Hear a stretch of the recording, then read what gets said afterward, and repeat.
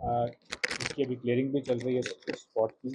दूसरा उसके बाद एक बाली में हुआ बहुत बड़ा, और आज मॉर्निंग में बाणगंगा एरिया में भी एक हल्का लैंडस्लाइड आया।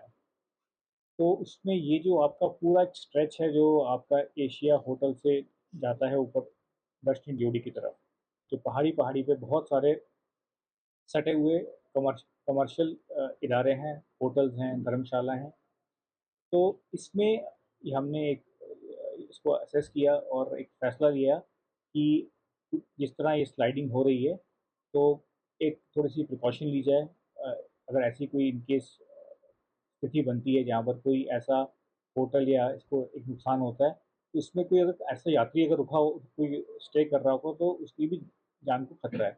तो उस स्थिति को प्रिवेंट करने के लिए मैंने एक ऑर्डर इशू किया है, जिसमें हिदायत दी है एसपी कटरा को कि आप लोकेट कराइए इन सभी होटल्स को।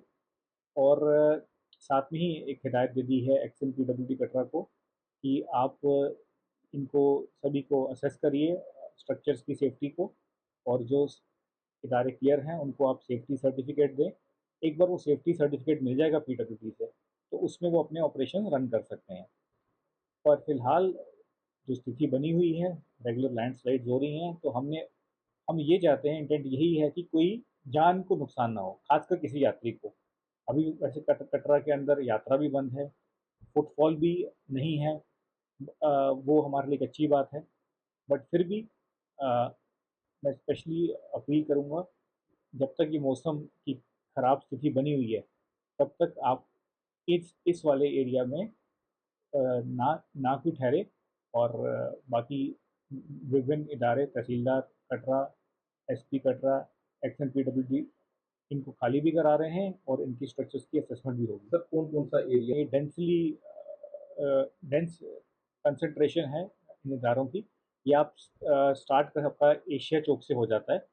जिसको मैं दो पार्ट में बताऊंगा, एशिया चौक से आपका बालनी ब्रिज तक, और बालनी ब्रिज से लेकर दर्शनी ड्योढ़ी तक। ये एक ऐसा स्ट्रेच है जहाँ पर ऑन एंड ऑफ तो एक स्थिति बनी रहती है, हल्की हल्की पानी भी रिसता रहता है। लोकल्स भी काफ़ी मतलब समय समय पे इशू रेज करते रहे हैं कि ये जो स्ट्राटा है ये थोड़ा सा अनस्टेबल है, बट इसकी अनस्टेबिलिटी हमने लास्ट के 2 या 3 दिन में देख भी ली है। सर इसके सर लिए थ्री सेक्शन है, बीएनएस के तहत किया गया है।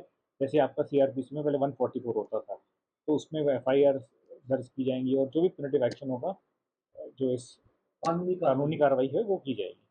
सर ये जो वो सभी इदारे खाली रखे जाएंगे, क्योंकि ये 2 या 4 दिन का जो और अ, भारी हैवी रेंज का एक हमें अंदेशा है, वो पीरियड निकल जाएगा, फिर हम इस ऑर्डर को रिव्यू करेंगे। फिलहाल ये ऑर्डर ऑपरेशनल है, और वही इदारे अपना ऑपरेशन कर सकते हैं जो सेफ्टी सर्टिफिकेट पीडब्ल्यू डिपार्टमेंट से लेकर आएंगे, इसको रिस्टोर करते हैं। बट कुदरत पे किसी का जोर नहीं है, एक डायनेमिक सी सिचुएशन है।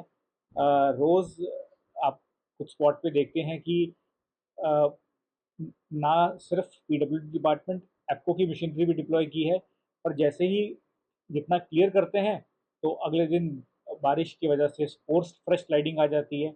कड़माल की मैं अगर बात करूंगा, तो उस स्लाइडिंग पॉइंट से कुछ नीचे तो कई जगह रोड्स में हल्के हल्के क्रैक्स भी डेवलप हुए हैं।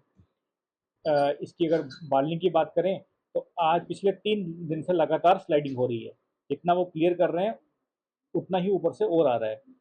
तो अभी तक जो सिचुएशन का हमने सुबह आंकलन किया है, उससे हम कोशिश कर रहे हैं कि जो कड़माल वाला है वो शाम तक इसको थ्रू कर दें।